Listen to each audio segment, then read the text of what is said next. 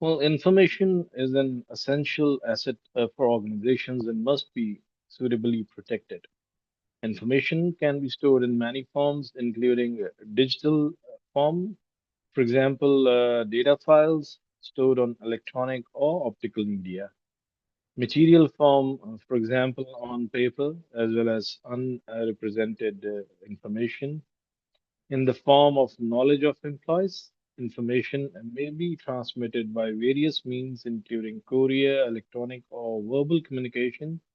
Whatever form information takes or means by which the information is transmitted, it always needs appropriate protection. In organizations, information de- dependent on information and communications technology. This technology assists in facilitating the creation, processing, storing, transmitting, protection, and destruction of information. As the extent of interconnected global business environment expands, so does the requirement to protect information because the information is now exposed to wider variety of threats and vulnerabilities. Uh, Company assets refer to all resources owned or controlled by organizations that contribute to its operations, value creation, and overall business objectives. These assets can be broadly categorized. Um, for example, physical assets, including equipment, machines, and infrastructure, are critical components of an organization. During ISMS implementation or auditing, these assets should be identified, classified, and protected to ensure their availability, functionality, and resilience against physical threats. Information assets, company data and information are core to business operations, and decision making. ISMS ensures the confidentiality, integrity, and availability of information assets through robust controls, risk assessments, and incident management processes. Human resources, people working in the organization are both key assets and potential risk factors as well. ISMS involves policies for employees' awareness, training, and accountability to ensure that individuals understand their roles in safeguarding information and complying with security protocols. Reputation and image of the organization is an organization's reputation is built on knowledge base, best practices, and trustworthiness. ISMS implementation helps safeguard this intangible asset by preventing data breaches, operational disruptions, or any events that may harm the organization's credibility. Information security means protecting information and information systems from unauthorized access, use, uh, disclosure, disruption, modification, perusal, theft, or destruction. Information security includes three main dimensions: confidentiality, availability, and integrity. To ensure sustained business success, promote continuity, and minimize impacts. Information security involves the application and management of appropriate security measures that consider a wide range of threats. Information security is important for both public and private organizations to protect critical infrastructures in both sectors. Information security will function as an enabler to achieve security and to avoid or reduce relevant risks. The interconnection of public and private networks and the sharing of information resources increase the difficulty of achieving access controls. The trend towards cloud computing has also weakened the effectiveness of a central and specialist control. The CIA tried as a fundamental model in information security, representing the three core principles that guide the protection of information assets.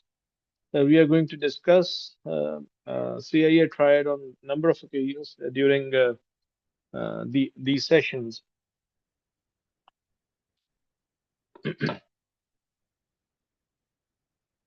Confidentiality is ensuring that information is accessible only to authorized individuals, preventing unauthorized access or disclosure.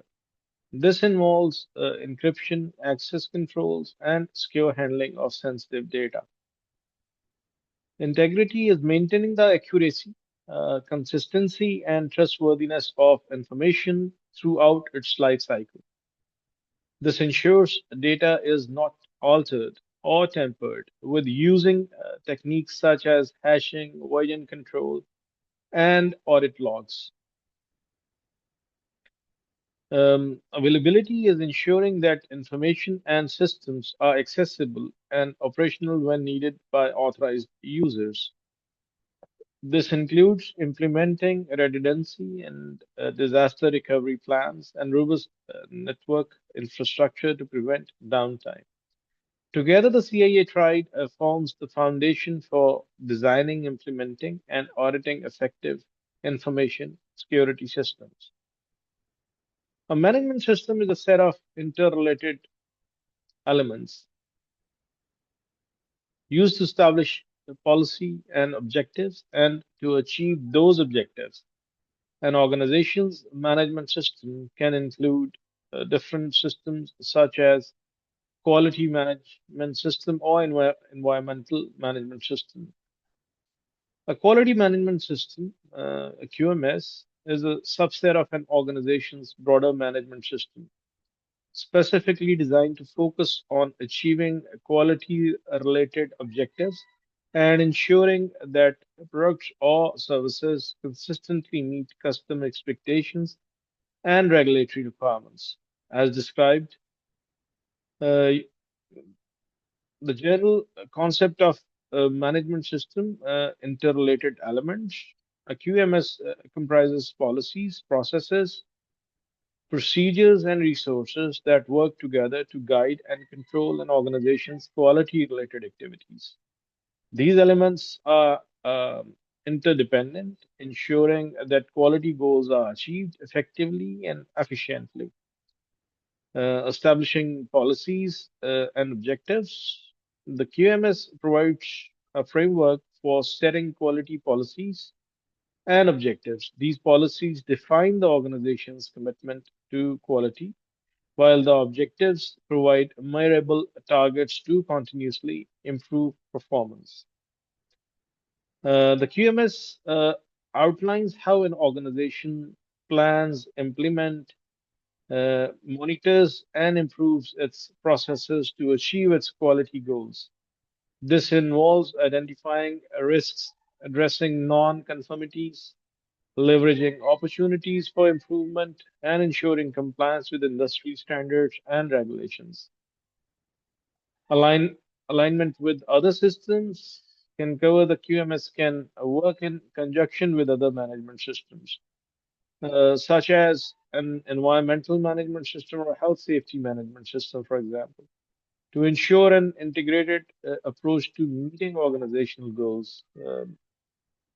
Key principles of quality management systems usually comprise on customer focus, which is understanding and meeting customer needs and expectations, leadership, uh, establishing a unified vision and fostering a culture of quality, engagement of people, involving employees at all levels to contribute to quality objectives, process approach, managing activities as interconnected process to improve efficiency, continuous improvement, regularly enhancing systems and processes for better performance, evidence-based decision making using data and analysis to guide decisions, relationship management, building strong relationships with stakeholders, including suppliers and customers. ISMS is ISO 27001 ISO standard is information security management. Is a part of the overall management system based on a business risk approach. to establish, implement, operate, monitor, review, maintain, and improve information security. There is a set of policies concerned with information security management. The governing principle behind an ISMS is that an organization should design, implement, and maintain a coherent set of policies, processes, and systems to manage risks to its information assets, thus ensuring acceptable levels of information security risk, like other ISO management systems.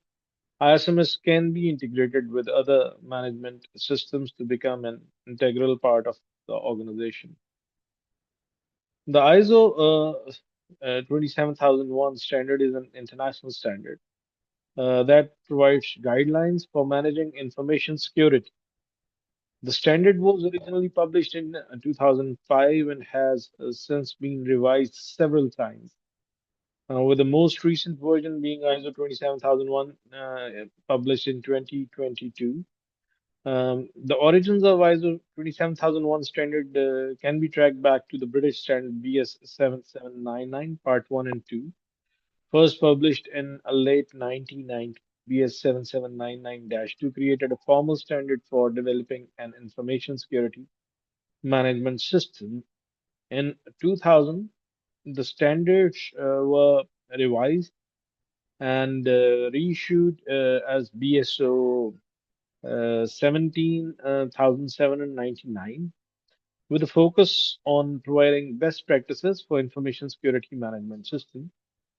In 2005, the BS ISO 27000, BSO ISO 17,799 standard was adopted by International Organization for Standardization, ISO, as the basis for a new international standard for information security management. And ISO 27001, since then, the standard has undergone several revisions, with the most significant being in current edition, which is issued in ISO 27001 2022. Overall, the ISO 27001 standard has a rich history of evolution and environment improvement to keep up with the changing landscape of information security. And it continues to be a crucial guideline for organizations of all sizes and sectors in managing their information security. The ISMS family of standards is intended to assist organizations of all types and sizes to implement and operate ISMS. The ISMS family of standards consists of following international standards, which you can see on your screen as well. Under the general title Information Technology Security Techniques. ISO 27000 is Information Security Management System. Overview and vocabulary, information security, cybersecurity and privacy protection, information security management system, requirements, ISO 27002, information security, cybersecurity and privacy protection, information security controls. ISO 27003, information security management system, implementation guidance. ISO 27004, information security management monitoring measurement, analysis and evaluation. 27005 is guidance on managing information security risks.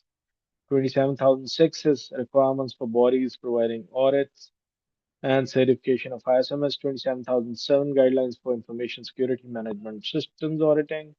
27017 code of practice for information security controls based on ISO 27002 for cloud services.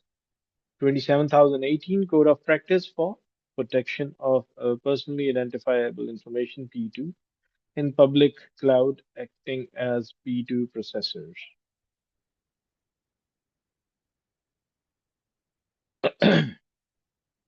This international standard defines commonly used terms and definitions related to ISMS and provides an overview of information security management system.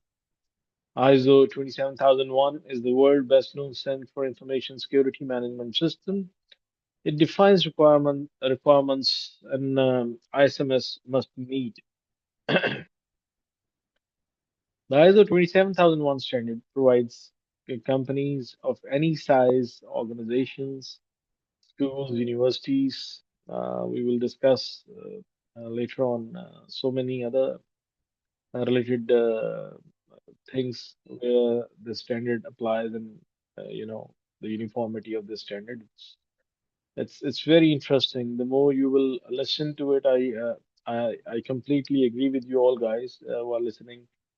As these sessions are more of theory, and it is explaining these procedures, processes during these sessions. So try to stay focused so that you should be able to conceive the knowledge I'm going to provide during these sessions. Um, they are getting they will with time these sessions will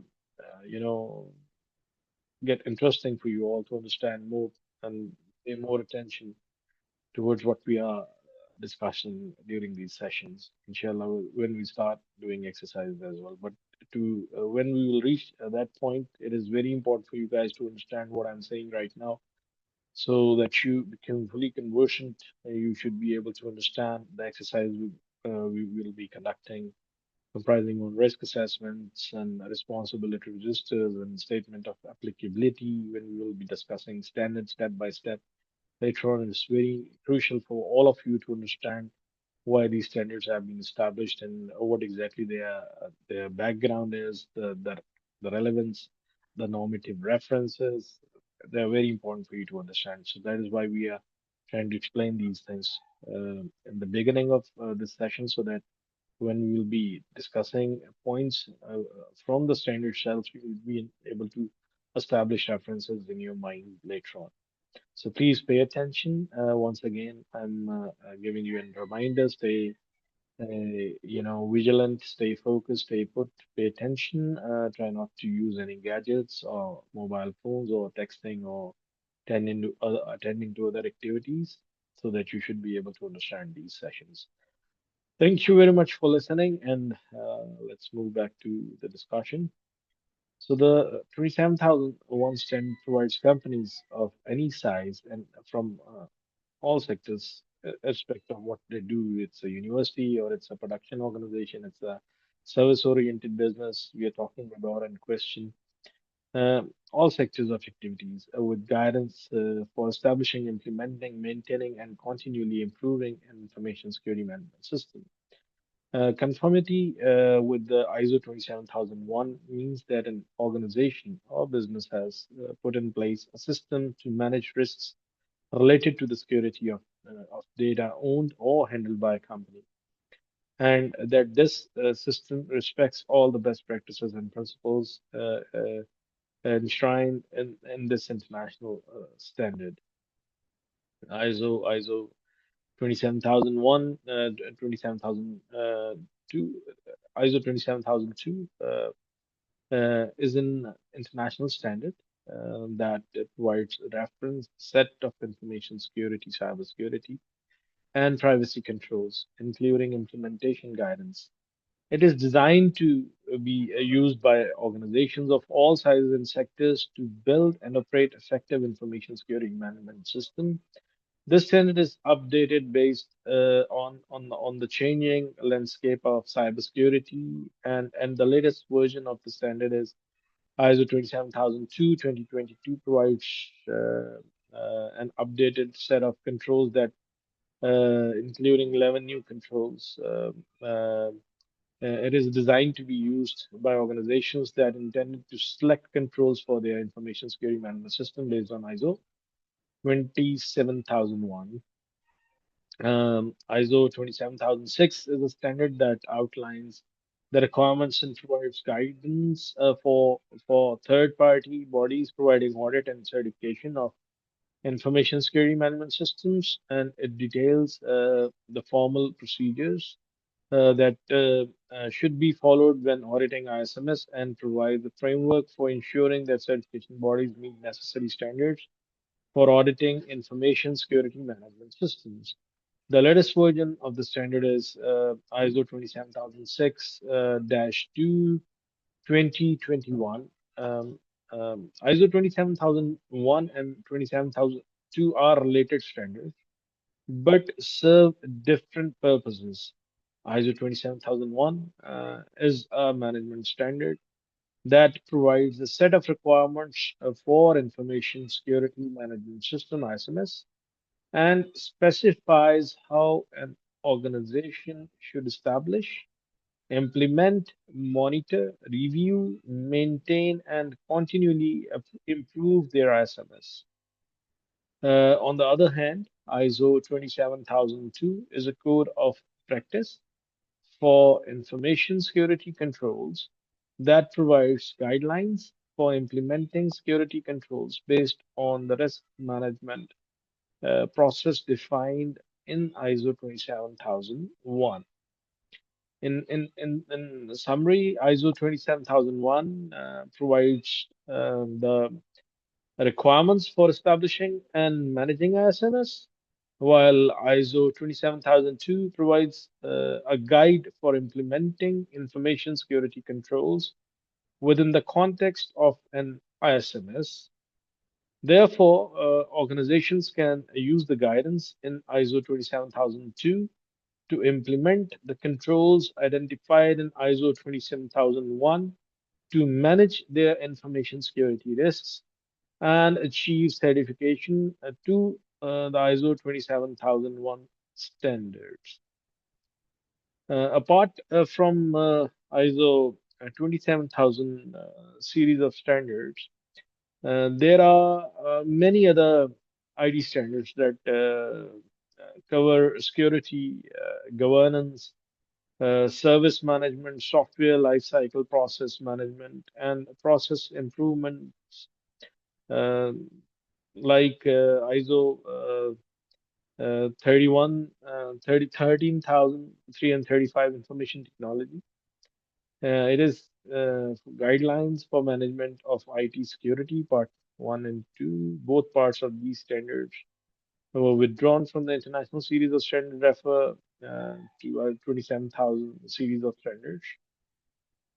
And we have ISO 20,000-1 2018 information technology service management is a standard that specifies requirements uh, for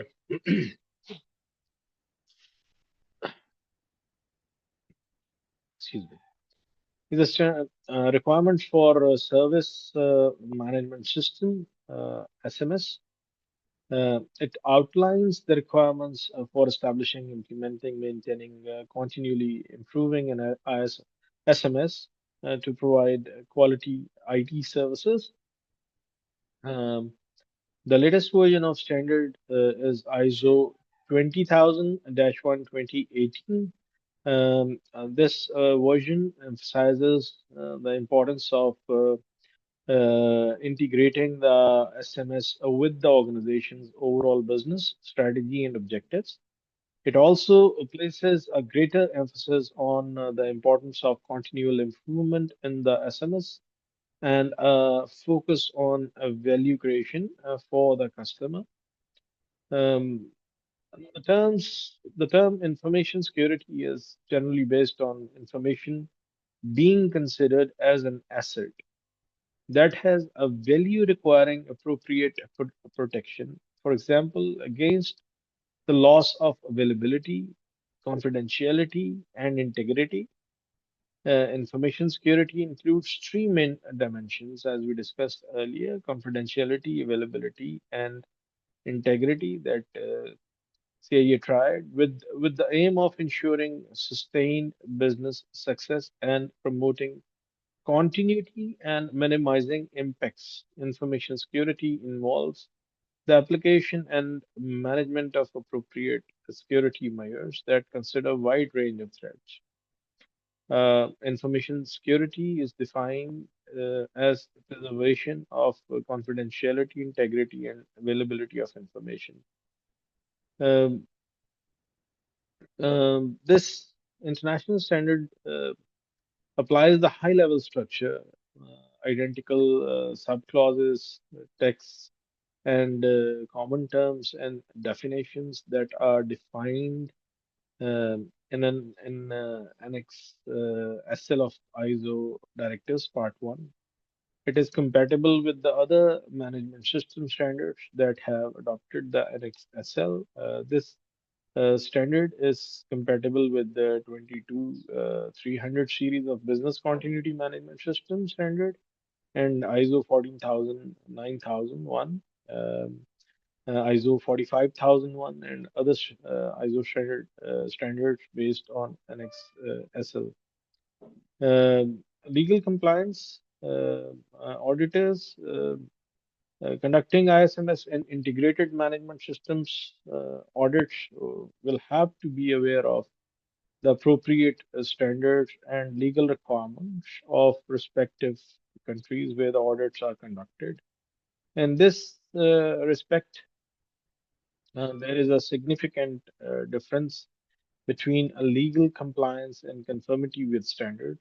Auditors conducting ISMS audits identify by evidence areas of conformity and non-conformity to ISO 27001 through their formal reporting systems, where there is a evidence of non-conformity to legal requirements. It is advisable to bring this to attention of the organization management, who then have the responsibility to take appropriate action through the relevant management system controls, ISO 27001 Annex A 5.31, legal, statutory, regulatory, and contractual requirements. Control provides details for auditors on checking compliance with statutory, regulatory, and legal requirements. If an organization is not in compliance with the legal requirements, the organization may be liable to prosecution. If an organization's ISMS system does not conform with ISO 27001, third-party certification may be withdrawn, but the organization will not be liable to prosecution. Um, a process is a set of interrelated or interacting activities that transforms inputs into outputs. As you can see on your screens, the figure you're looking at describes how a process transforms inputs into outputs and adds value to the system. A process may comprise of several activities, tasks, or sub-processes which may be linked with one another in a defined sequence. This international standard adopts a process approach for establishing, implementing, operating, monitoring, reviewing, maintaining, and improving an organization's ISMS. The PDCA cycle was first developed in the year 1920 by Walter Shewhart. W. Edward Deming made the PDCA cycle more popular. ISO 27001 standard process model is based on the plan, do, check, act cycle, that is PDCA cycle. The clauses and subclauses of ISO 27001 fall under each phase of the PDCA cycle, which you can see on your screens right now.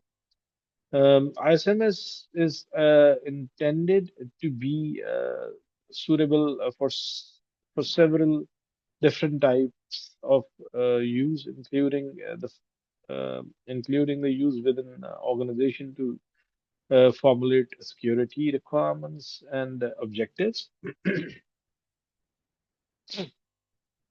use within organizations to ensure that security risks are cost effectively managed, use within organizations to ensure compliance with laws and regulations, use within an organization as a process framework for the implementation and management of controls to ensure that the specific security objectives of an organization are met, definition of new information security management system, management processes, identification and clarification of existing information security management processes used by management of an organization to determine the status of information security management activities, used by the internal and external auditors of organizations to determine the degree of compliance with the policies, directives, and standards adopted by an organization, used by organizations to provide relevant information about information security policies, directives, standards, and procedures to trading partners and other organizations with whom they interact for operational or commercial reasons. Implementation of business enabling information security, used by organizations to provide relevant information about information security to customers. Um, a certified information security management system offers numerous benefits to organizations by providing a structured framework to manage sensitive information and mitigate risks effectively. A certified ISMS helps identify and manage and reduce information security risks systematically. It ensures that the organization has controls in place to protect data from breaches, cyber attacks, and internal threats. Many industries are subject to strict compliance standards like we have PTA, we have SBP, we have PECA, we have a number of regulatory bodies under which we have to comply to their regulations with if we want to conduct any activities where there is a requirement to meet the regulatory framework requirements to comply.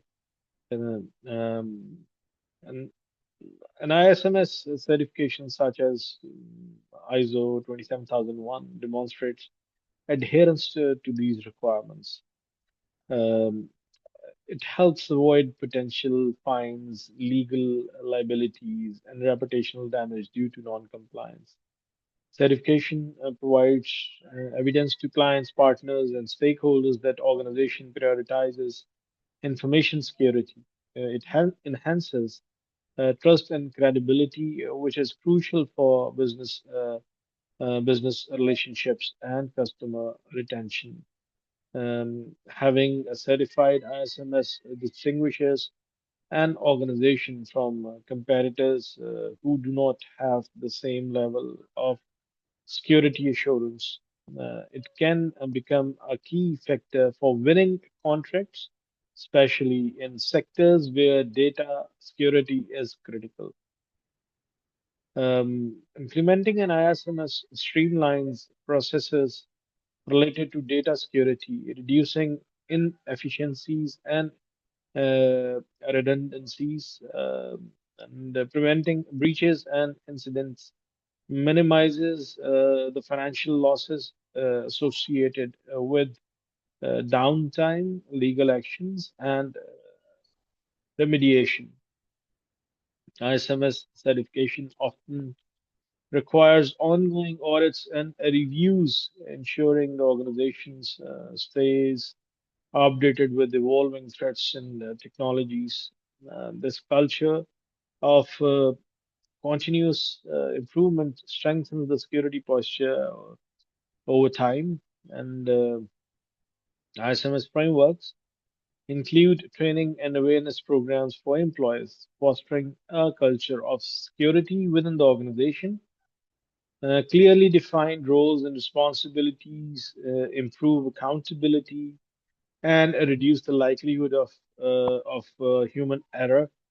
And ISMS integrates security practices into the organization's strategic objectives, ensuring security measures support business operations rather than hinder them. And this is very common phenomena when we are say we plan to implement ISMS. People usually think that it will hinder their daily activities. It will reduce the productivity. It will put a huge burden on the organization, on the employees, and disrupt their daily activities. Whereas at actual, it is not like that. Actually, it is going to support your daily activities, and it will add a huge value to your system. It definitely it supports your staff to perform well, to achieve the objectives of your businesses. This alignment can lead to better decision making and a more resilient organization. Certifications like ISO 27001 are internationally recognized, demonstrating that the organizations adheres to global practices. This is particularly valuable for multinational companies and those seeking to expand globally. The structured approach of an ISMS ensures that the organization is prepared for emerging risks and can adapt to the changing threat landscape. It helps build a resilience by promoting proactive rather than reactive security measures. By achieving certification, an organization not only demonstrates its commitment to protecting sensitive information, but also reaps strategic, operational, and financial benefits that contribute to long term success. So, with this, we like to share with you guys a classification of threats, vulnerabilities, and controls workshop number one. Uh, I can share it in the chat box where you can download it. And before doing that, I like to showcase it to you by just hold on, please.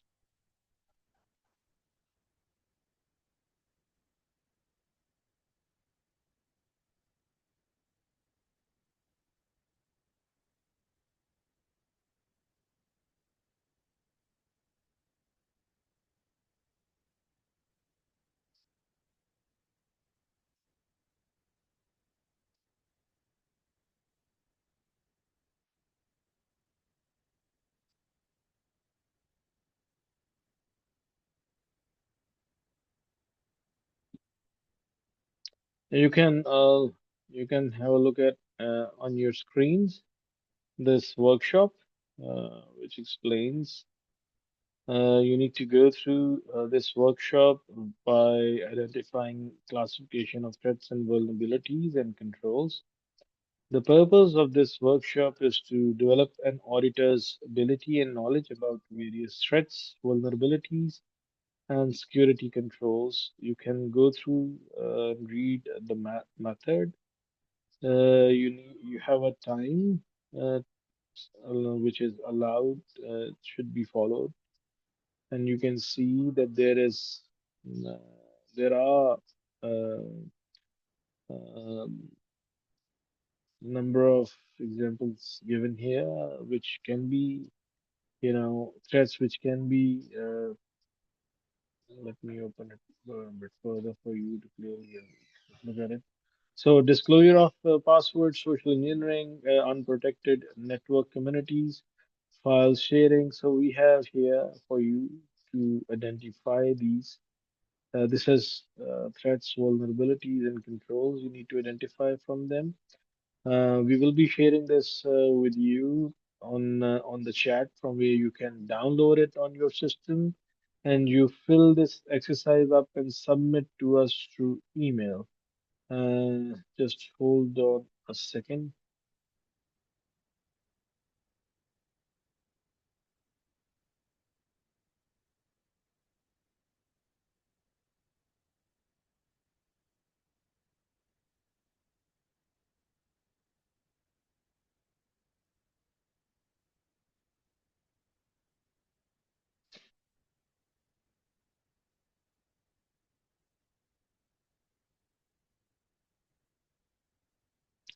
So while I'm sharing this document with you guys, if you like to ask any questions, I'm giving you an access to turn on your mic or your camera. so that you can ask questions basing on the session we just concluded and before we move forward with the session number two. If you need to clarify anything, if you want to discuss anything, please be feel free to uh, turn on your mic and turn on your camera, and I'll be happy to respond to your questions if you may have any. Meanwhile, let me share this exercise with you in the chat box from where you can download this.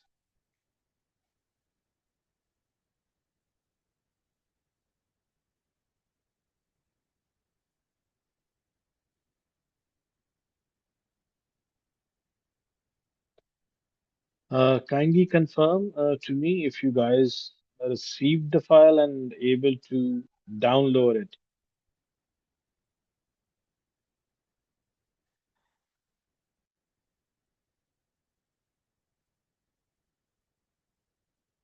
Talha, did you get it?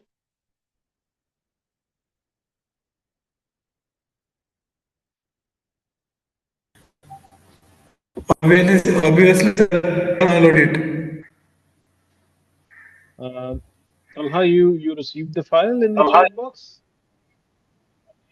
Yes, sir, I have received the file and I Okay, okay, okay. That's great. That's great. So it means that everyone has would have received the file. Uh, yes. okay, okay. Thank you, Talha. Thank you very much. So, guys, consider this as an interaction during the session.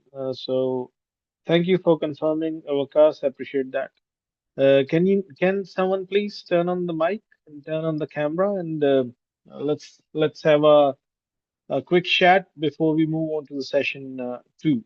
Please turn on your cameras, turn on your mics, and we'll just quickly have a brief discussion on session one, and then we will move forward. Please turn on your cameras and turn on your mics.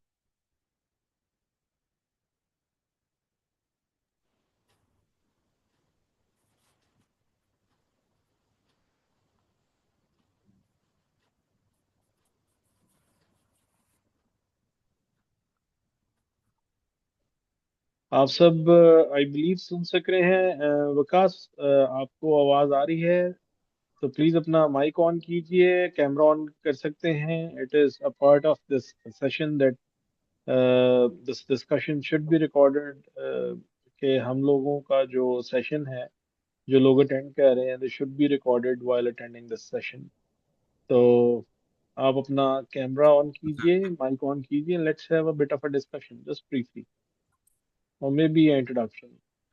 Yes, sir. Assalamualaikum. How are you, Sir, I Vikas? am Mohammed Vikas Masood, sir. I'm good, Great. sir. I hope you're also doing well. Alhamdulillah, Alhamdulillah. Sir, And okay. Ji. so thank you very much, Vikas, Sir, for turning on your camera. Really appreciate that. And ji. how was the session one? Uh, are you understanding what we are discussing? Sir, Alhamdulillah, I've been working on quality management system since I have worked on it for about 10 years. I have conducted Okay, audits and I'm certified on as a lead auditor already. On the okay, other that's great. ground, ISO 27001, I'm also, I wanted to learn something new. That's why I'm over here. I'm also part of the Air University. I'm doing PhD right now over there in MashaAllah, cybersecurity. MashaAllah. So, That's great. what I'm doing is I wanted to learn something more from what I already know regarding ISO 27001. I have already, like sort of worked on it, but definitely, you will be, more illuminating my experience and knowledge regarding the subject, inshallah. And Inshallah, I'll try my level best to give you as much as I can because you can understand that since you are yourself a lead auditor, there's a uh, 40-hour sessions usually, and we have squeezed it to meet the schedule we have been provided with, which is going to be like 3 hours per day, and 4 days we have to complete this session. So I'm just, trying to remain, speak slowly so that students should be able to, understand what I'm trying to explain. I do understand.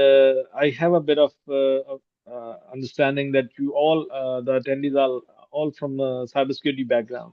So I Yes, sir. believe that they are getting they are understanding the concepts of this stand because it's very important to discuss details before we dive deep into the technicalities of the stand itself. By the way, yeah, I do understand myself standards are very bored. So it's I'm just I'm just trying to look at people if they are still awake like I am. So that's why Sir, interacting during the session is very important. Sir ISO के जो standards हैं sir मैं speak in Urdu sir Yeah, yeah, please go ahead. Permission No चाहिए होगी worries. No worries, no sir worries. ISO Please. के standards जितने boring लगते हैं once you dive into them इनकी इम्प्लीमेंटेशन करना इनके अगेंस्ट डॉक्यूमेंटेशन बनाना सिस्टम्स को ऑर्गेनाइजेशन को रिव्यू करना एक ऑर्गेनाइजेशन को चलने का तरीका बताना कि भाई ऐसे चलना है आपने it is something like your giving it's your at the giving end. Absolutely. It Absolutely. becomes sort of a passionate thing once you're working on that. So for Absolutely. me, Absolutely. it's amazing and colleagues भी ऐसे ही हैं motivated हैं जो साथ मौजूद हैं cameras on नहीं कर रहे but they are also very motivated that's why they're here. Alhamdulillah, good to hear that, it's very good. And the way you explain it, it's really amazing. I Sir, understand it. और होता यही है कि जब आप class में भी होते हैं तो you get drowsy, at some point of time जब आप मुसलसल सुन रहे होते हैं ना चीजों को, you start losing correct. your interest and understanding, or you just leave somewhere in between. तो उसके लिए ये बात आपकी बिल्कुल दुरुस्त है. दे गेट वेरी इंटरेस्टिंग, और स्पेशली मतलब जैसे मैंने अभी थोड़ा सा बताने की कोशिश की इन बिटवीन, कि लोग समझते हैं कि यार स्टैंडर्ड्स जो है ना, ये चीजों को डिफिकल्ट बना देते हैं, मुश्किल बना देते हैं, डेली रूटीन्स को अपसेट कर देते हैं. But at actually it is entirely opposite of it Yes, ना, कि they correct. Assist organisation achieving their objectives more easily. So, Correct. अब इसमें regulatory frameworks. I'm based in Saudi, by the way.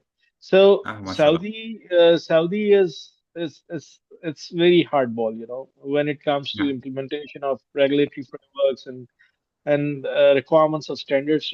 All these standards usually based on NIST 800 and ISO 27001 itself.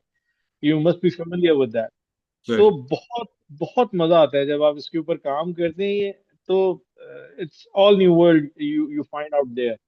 तो Hmm. Uh, तो I hope के हम during these sessions हम students को ये चीज एक्सप्लेन कर पाए, समझा पाए. क्योंकि Inshallah. When it comes to practicality, और जब ये एग्जाम होगा तो चीजें वुड बी इंटायरली डिफरेंट. तो अभी Yeah. हम आगे चल के एक्सरसाइजेस के अंदर भी जब जाएंगे, आज हम हमारा प्लान है कि रिस्क असेसमेंट भी कर लें. दो के Mm-hmm. यूजुअली हम जो मतलब सेशंस होते हैं हमारे सर्टिफिकेशन से रिलेटेड में, हम ये एक्सरसाइज नहीं कर रहे होते, for but for students we plan to do that for their better understanding, कि एक hands Very on nice. Experience कैसे किया जाता है, रिस्क असेसमेंट होता क्या है, कैसे किया जाता है. बिल्कुल सही. यूजुअली थ्योरी डिस्कस की जाती है लीड हम्म. ऑडिटर्स और इम्प्लीमेंटर्स के कोर्स के अंदर, बट हैंड्स ऑन नहीं होता ना. तो हाँ. तो वो भी प्लान किया है हमने स्टूडेंट्स के लिए. इंशाल्लाह it will be followed later on. Sir Well, जरूर. thank you very much, Vikas, for your feedback. Really appreciate that you have thank you turned sir. your camera on and turned your mic on.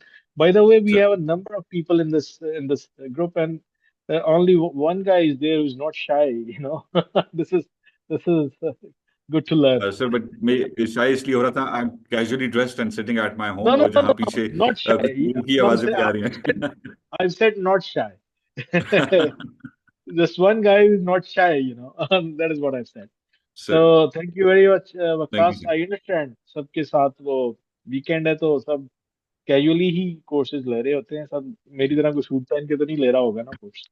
चलिए ठीक है Vikas, let's move forward with. Thank you कोई और sir बात करना please. चाहेंगे? Thank you Vikas, thank you very much. Please कोई बात करना चाहता है तो अपना माइक ऑन कीजिए. Will Assalamualaikum. That's very great. वालेकुम अस्सलाम. कौन बात कर रही है?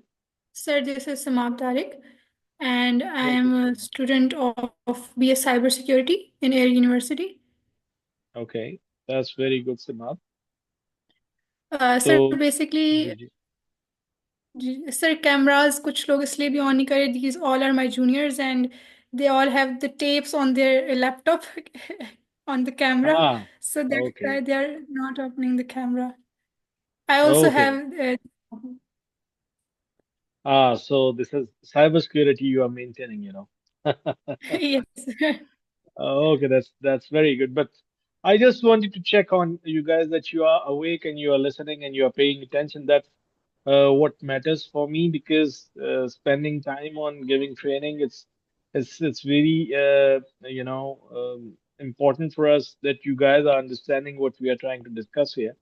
तो बस इस चीज को हमें इंश्योर करने के लिए it's a part of training sessions मतलब हम लोग जब 5-6 लोगों का ग्रुप हमारा ट्रेन हो रहा होता है तो it is a part of online examination as well कि हम इंश्योर करना होता है अटेंडेंस को कैमरास के ऊपर कि जो लोग पार्टिसिपेट कर रहे हैं एग्जाम में दे मस्ट बी विजिबल और ये प्रॉक्टर्ड एग्जाम्स होते हैं उसमें तो कैमरा खुला होता है ना हर वक्त तो उसके दौरान आप ऑनलाइन एग्जाम दे रहे होते हैं anyway it's a part of exercise but thank you very much Simap I hope you are learning something new today or agar Uh, you have already gone through you are reviewing your knowledge as well.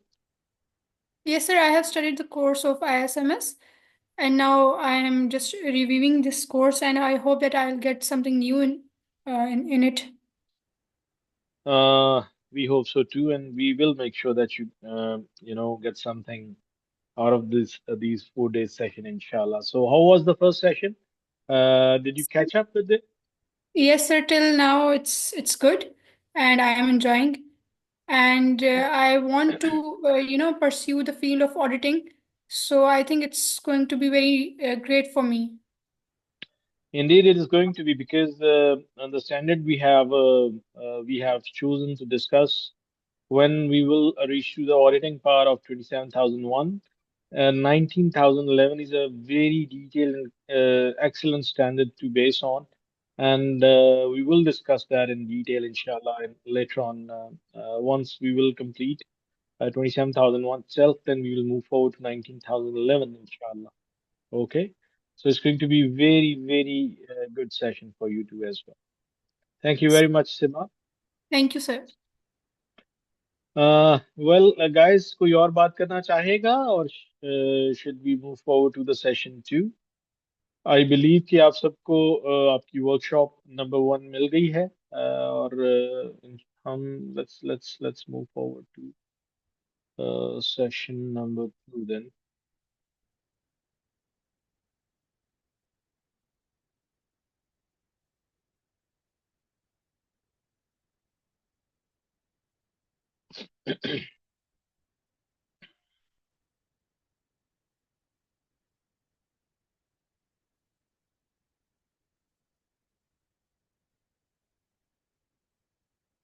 It seems that I have to share another exercise with you guys.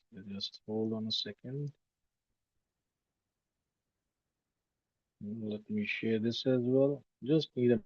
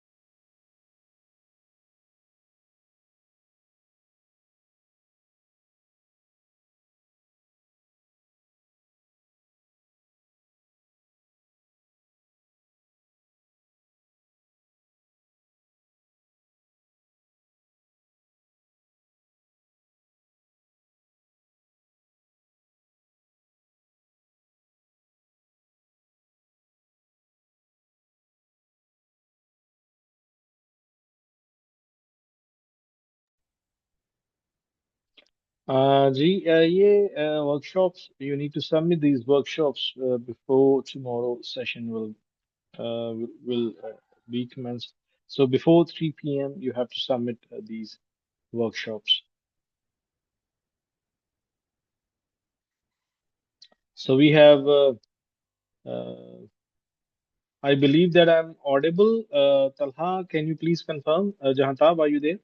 Please confirm if I'm audible to you all, and you can see, look at the screen. Yes, Yes, it's sir, only you are Okay, audible. thank you very much, guys. Thank you.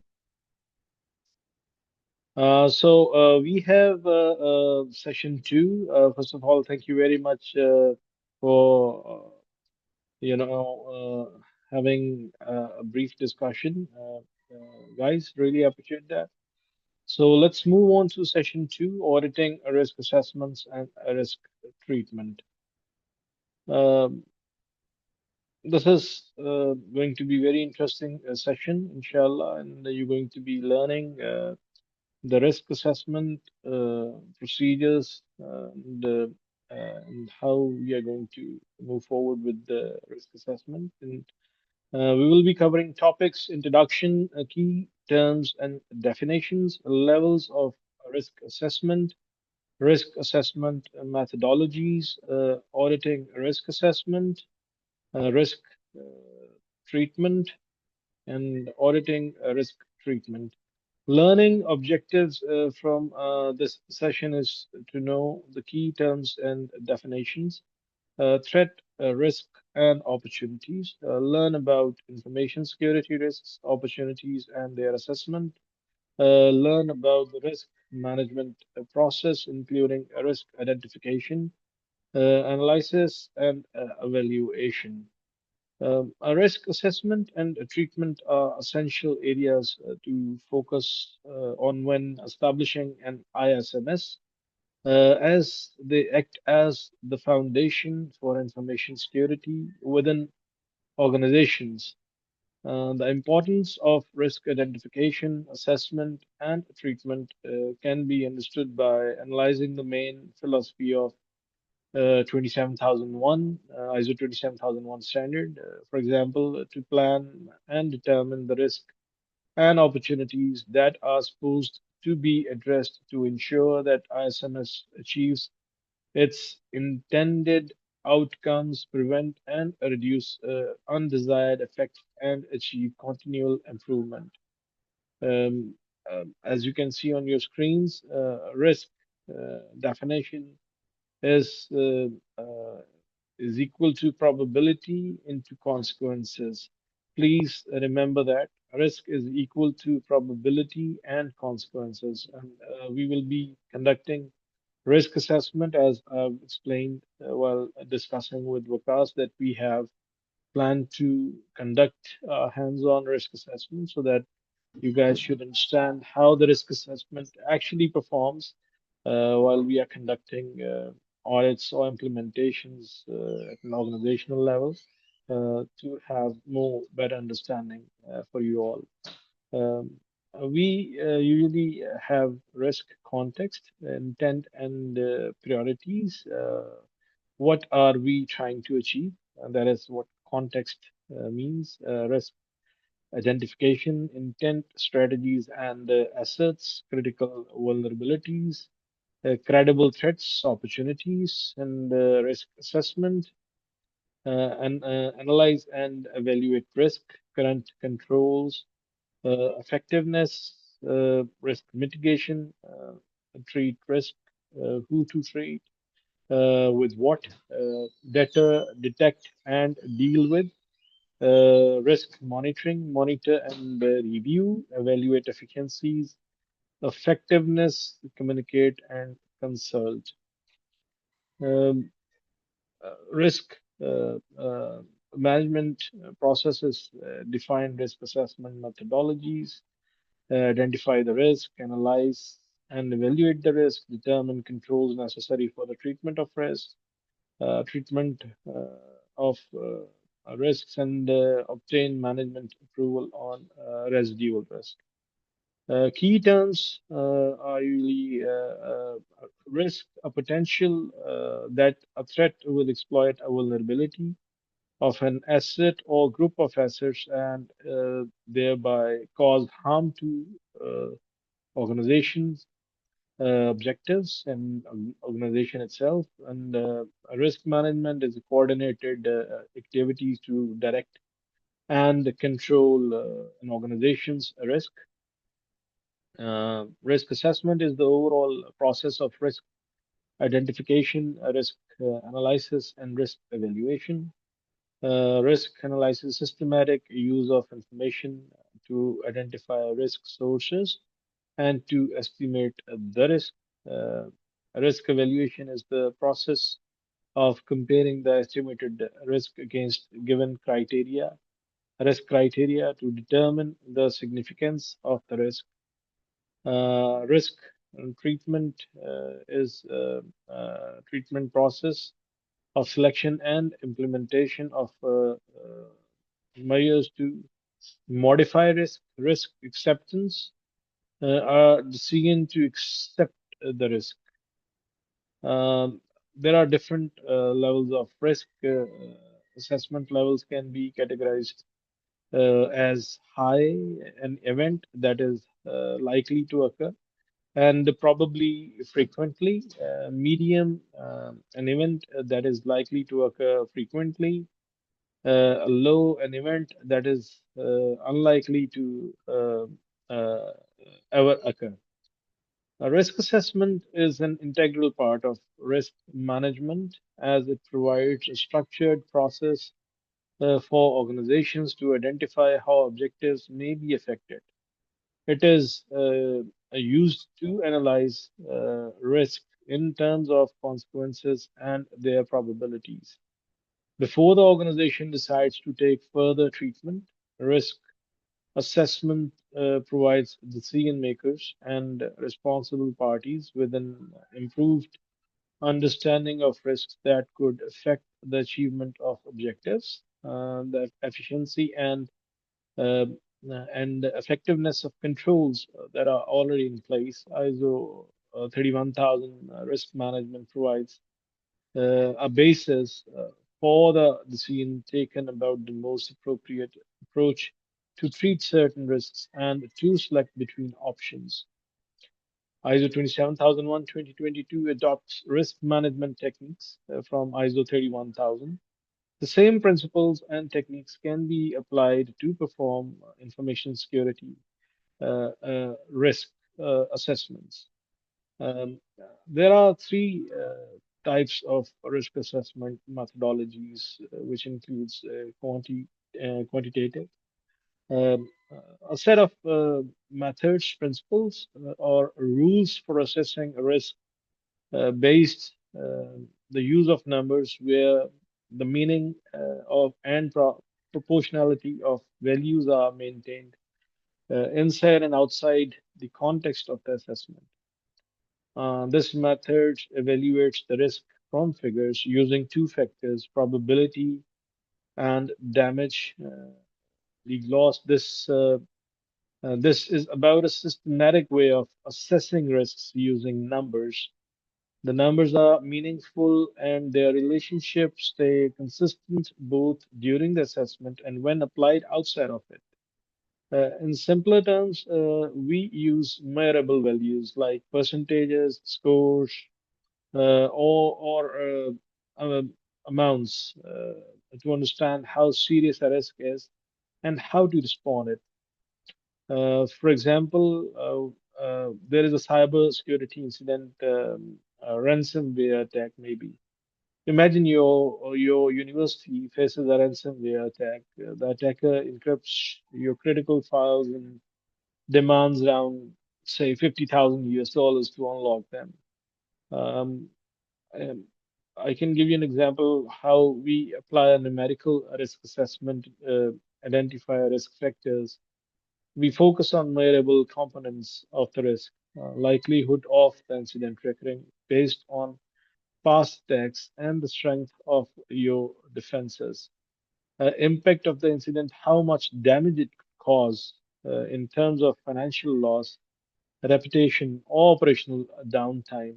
You need to assign numbers in step two, where you can calculate as likelihood based on historical data that there's a 40% chance of ransomware targeting your sector again, maybe impact if the attack uh, locks down your operations.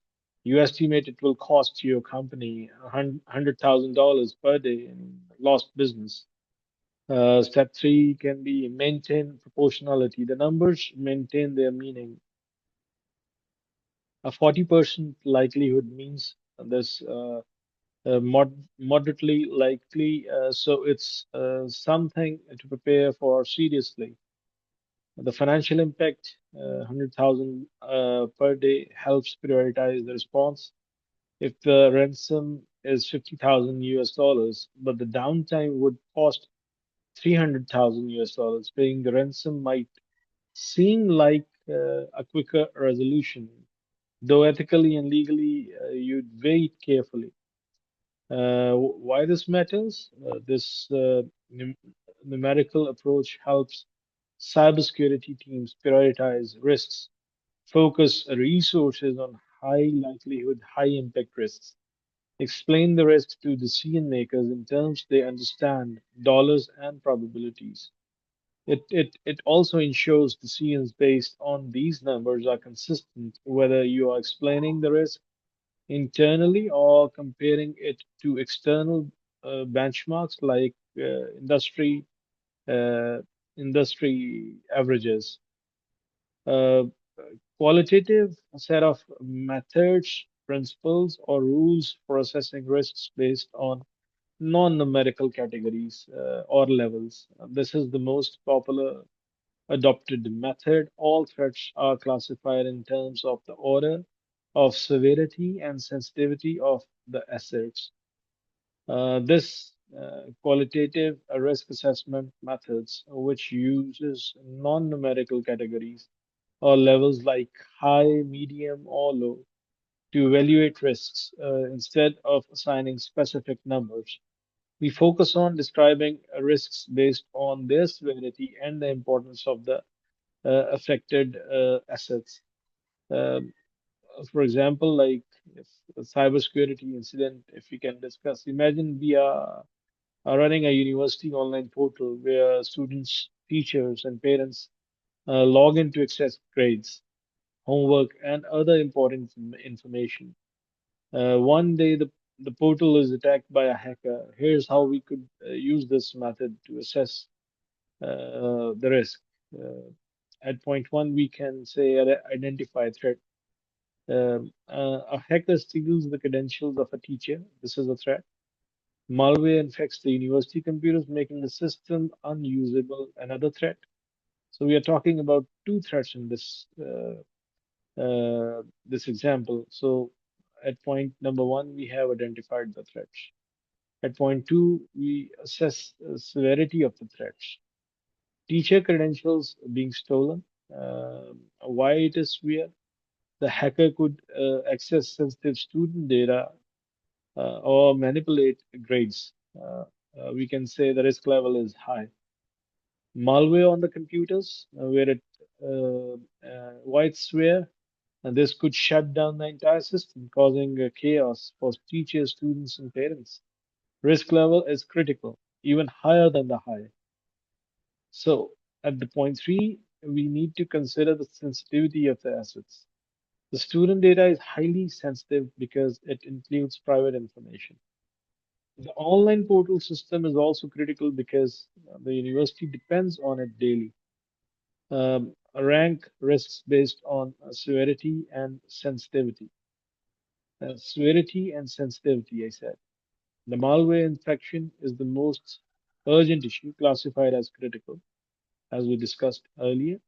The stolen credentials are a serious problem, but slightly less urgent, classified as high. Why this is useful? This method helps us quickly prioritize what to fix first. In this example, that the IT team knows to address the malware infection immediately because it has highest impact. Once that's under control, they can focus on securing the teacher's account. By classifying threats into categories like high or critical, we can make clear decisions without needing complex calculations. It's practical approach, especially in a fast-moving situations like cyber attacks. And semi-quantitative, a set of methods, principles, or rules for assessing risk based on Venn scales or representative numbers whose values and meanings are not maintained in other contexts. Uh, Examples include organizational criteria, software tools, and mandated methods. Imagine you are trying to assess how risky a cybersecurity incident is, like a ransomware attack. A semi-quantitative method is a way to measure and understand the level of risk using predefined scales, categories, or bins. It's not purely based on numbers like exact monetary costs or probabilities. And it's not just descriptive like low, medium, or high. Instead, it combines both in a structured way. Um, let's say, for an, for example, like cybersecurity incident, we can discuss that. Let's your organization detects a ransomware attack on its system. You decide to assess the risk using a semi-quantitative approach. Step one could be define a risk scale. You create a table to assess the likelihood and impact of ransomware attacks. Excuse me.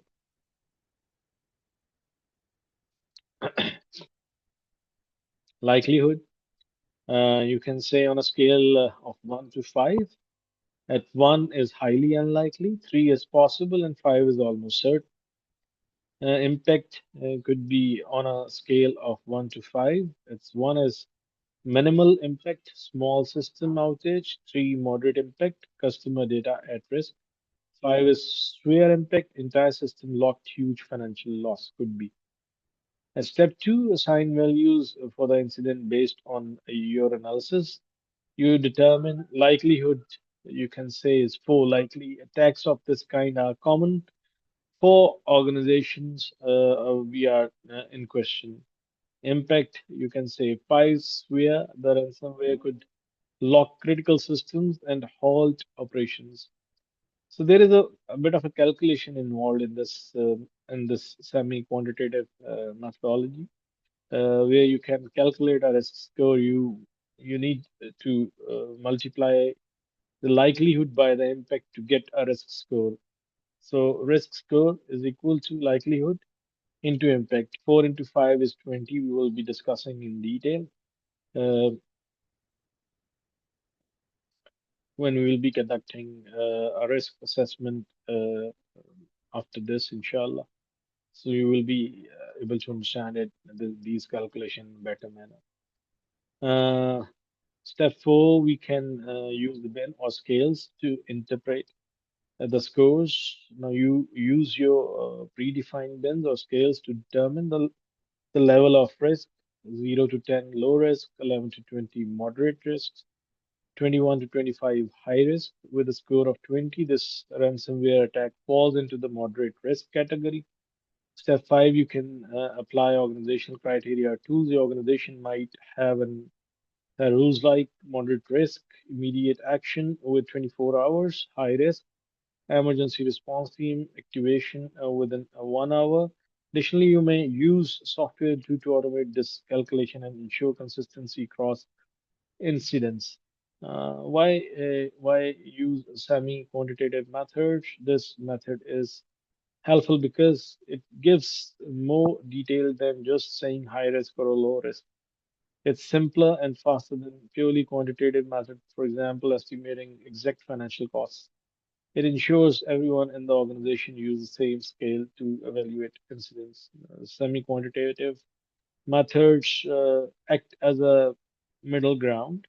They're structured and repeatable, but not overly complicated. This balance makes them popular in cybersecurity risk assessments when decisions need to be made quickly, such as during an incident like ransomware attack.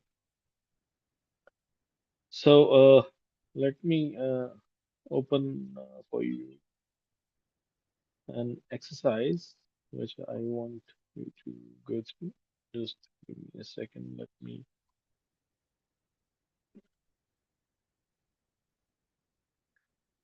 Guys, before we move on to conducting an risk assessment exercise, uh, we say that we take 10 minutes break, and it's 4:30 for right now. We will meet right after 10 minutes. Okay. So please say your prayers, and once we'll be back, we'll be conducting a risk assessment. So please join right at after 10 minutes. Thank you very much.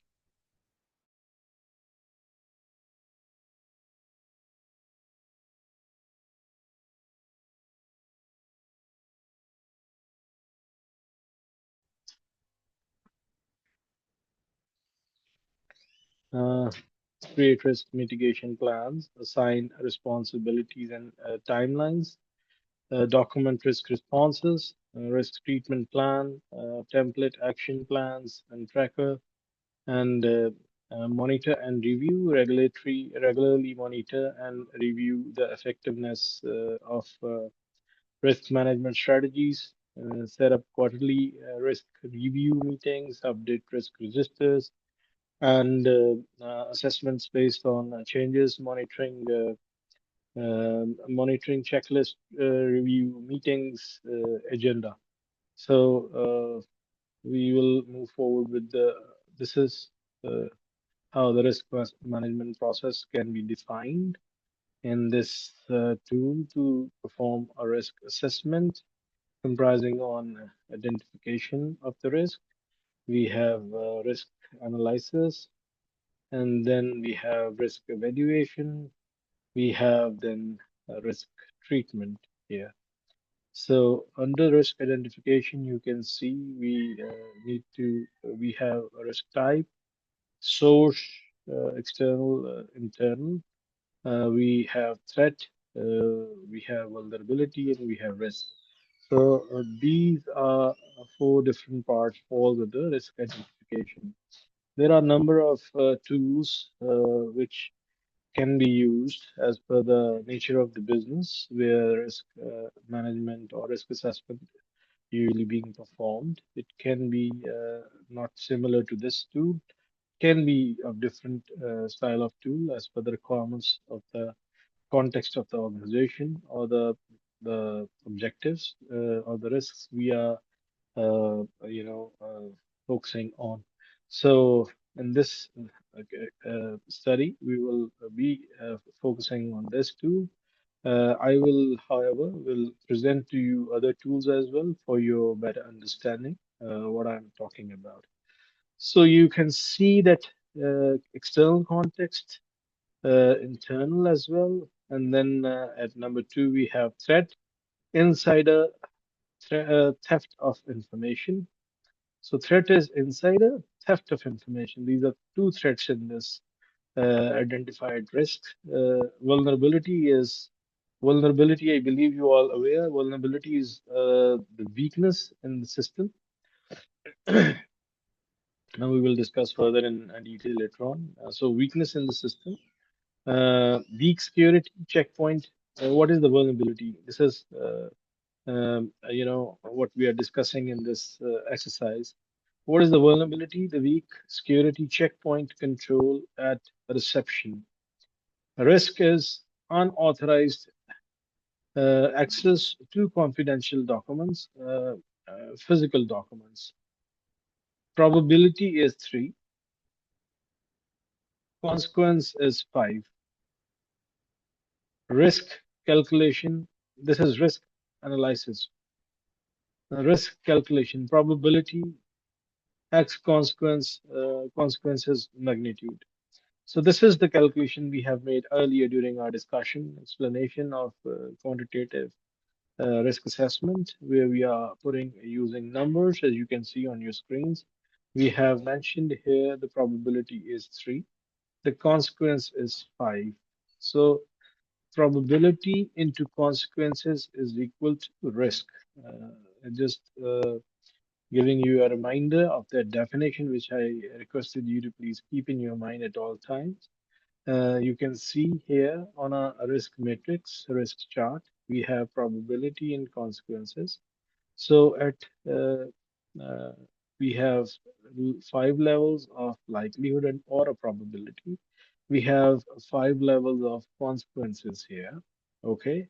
So in this, basing on the risk, we say that probability is three. So when you find three here, the probability, it is medium. According to the risk criteria, medium is something which is not acceptable. So I will explain this later on. So medium is three. The probability is three, which is medium, and the consequence is five. So three into five, probability into consequence is equal to risk. So risk calculation will be 15. 3 into 5 is 15. On the risk register, 15 falls under medium threat. According to the criteria, 11 to 15 is medium. You can see the risk criteria is not acceptable. The treatment is must required. So basing on this, these are bins you are basing on your, risk assessment. So 15, you can see this on the heat register as well. When you say that the consequence is five, and this is the probability is three, so the 15 is medium, which is not acceptable. So the risk treatment is required. So when you come on you look at this risk assessment, we see that risk calculation probability into consequence, the magnitude is 15. 15, the level of the risk according to the risk matrix or the criteria.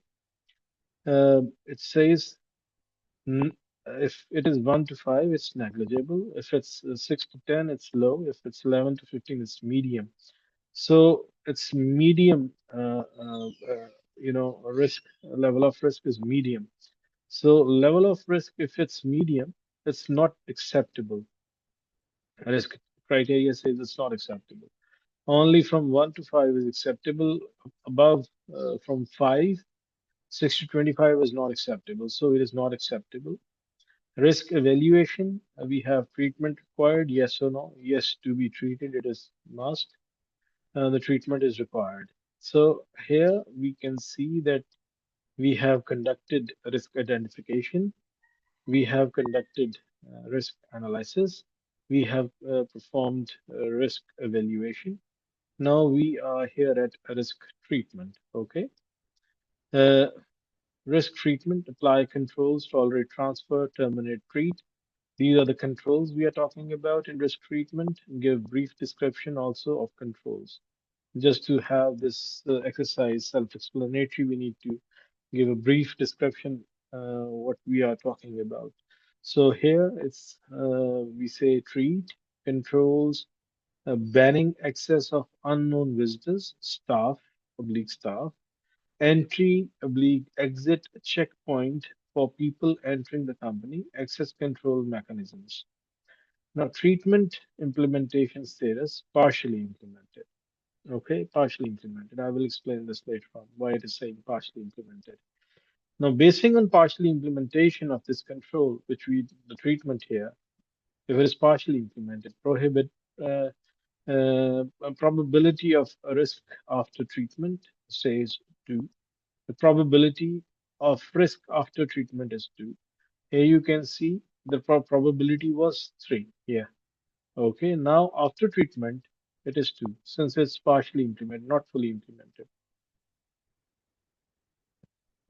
So the consequence of risk after treatment is 5.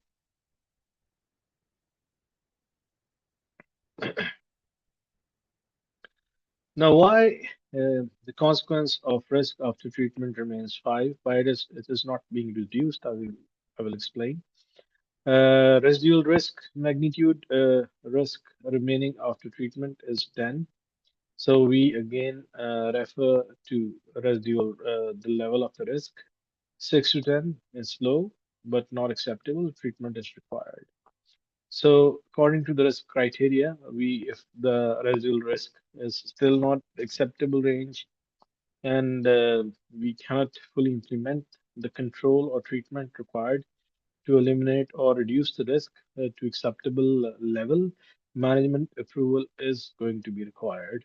So now there are so many things which we need to discuss during this, or basing on this very exercise which we just concluded, because you guys will be thinking that number one thing is, you might be thinking that from where does these numbers come from? So these numbers are not mandatory. You can give any numbers you feel comfortable with. It's not mandatory that you put 1 to 5 or on probability or likelihood chart, or 1 to 5 from consequence. You can put 10 to 50 as well. So the numbers, the multiplication, the figures will get increased as you will higher the numbers. So it is better you remain with the lowest numbers, and basing on that, you can establish your own level of understanding, and how you can understand it in a better manner, and how you will be able to explain it. So the numbers, it is added by myself. It's not driving from somewhere, or not uh, mandated by any standard that you must feed these numbers in these risk matrix charts or heat registers or risk criteria or risk levels. So it's up to you. So why the probability is there? It is not just something which comes out of the blue that you यार मेरा आज दिल कह रहा है कि probability 3 कर देता हूँ, ऐसा नहीं होता है. You need to conduct a detailed exercise to identify the risk. For that, you need to, as I mentioned earlier, that you need to conduct interviews with the key stakeholders, review operational processes and systems, analyze regulatory changes. There are so many procedures you have to follow to identify a risk when you are performing risk assessment. If it really does it exist, you need to physically attend the places where you need to identify the vulnerability. You need to mention that in the identification process. You need to identify the threat. You need to, establish a type of the risk. You need to establish affect what exactly is the risk itself, that the way it is mentioned here in this box. You can read unauthorized access to confidential documents, physical documents, you can say. So basing on this exercise, you come up to the level that the probability is 3. The chances of it's likely to happen, this, it can happen, it likely to happen, is 3, according to the risk criteria or risk level. So if it does happen, consequence, why it is of extreme level. You can see it's 5 consequences extreme. 5 is extreme. Now, as we have discussed earlier in the examples I've given you in regards to the university theft of information, if you any documents, uh, that the example I've given is from the teacher's identity got stolen. But the thing is, here we are talking about physical documents. That documents could be any form of documents. Could be your policies, procedures, or maybe information of your clients, or maybe information of your finances, maybe information of your key personnel within your organization. It's so if anything which disrupts the procedures of the business, and the business is failed to achieve its objectives, that risk become extremely dangerous. So it falls on a risk or heat register on an extreme level, because it it disrupts the operation of the business to proceed to achieve its objective. Because as I've explained in the beginning, ISMS when we are implementing these standards within the organization, the procedures, the processes, and give a leverage to people, technology, and processes already exist in the organization to achieve its objectives more frequently, easily, and with the best practices. I used to say that these standards are not they didn't just come out of the blue like they come into existence overnight. It's a um, uh, as I've explained in the beginning, there are a number of versions basing on which we come to this stage where we are standing today with ISO 27001 2022 version of the standard which we are discussing right now. Before this, there are a number of standards issued, and then they keep on, get better with period of time. So uh, you need to understand that, and these standards are basing on the best practices uh, we do. Okay, like we do have procedures established within our organizations, but we are not registering them. We are not. We haven't established any criteria where we can be able to evaluate that process or procedure being performed, the best practice within the organization. We have no system or practice implemented or developed within the organization to repeat that same best practice or procedure by which or through which, when we perform that, we have achieved something good or quickly or in a proper manner. So these standards are those practices and procedures which we usually perform on daily basis, but these standards are made so that we should be able to start registering those best practices, keep following those best practices, keep informing those best practices, procedures, and keep recording and improving those best practices and procedures. That is what standards are all about. So you need to focus on that. So if the business got disrupted and unable to perform in the best way possible to achieve its objectives, that risk is of an extreme level risk, and that is the reason why we mentioned five here. So if the probability says three that it's likely to happen, um, and the consequences is of going to be extreme level. That is why we say this risk level calculation comes to 15. And guys, can you please confirm if I'm audible? I'm listening some noise. And if someone, You are Yes, sir. audible, Yes. sir. okay, thank you, Janta, thank you, Talha. You are audible. Sorry, guys, doesn't look nice. I'm having a tea. I'm not going to offer to you, so that help yourselves and be comfortable and have a cup of tea so that you should be able to, be vigilant and stay awake. So this is very important, guys, what we are discussing right now. It's risk assessment. So Jahanta, please turn off your mic. Thank you.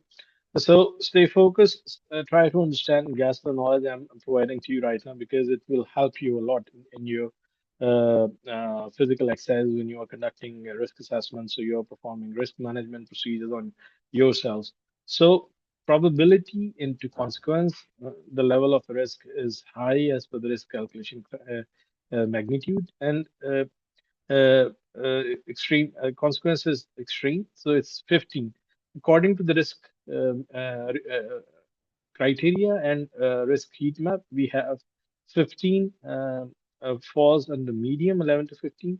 So uh, when it falls at medium, it is not acceptable, need to be treated. Now, here comes a treat controls, banning access of unknown visitors, staff, oblique staff, not just visitors we are talking about. We are talking about staff as well.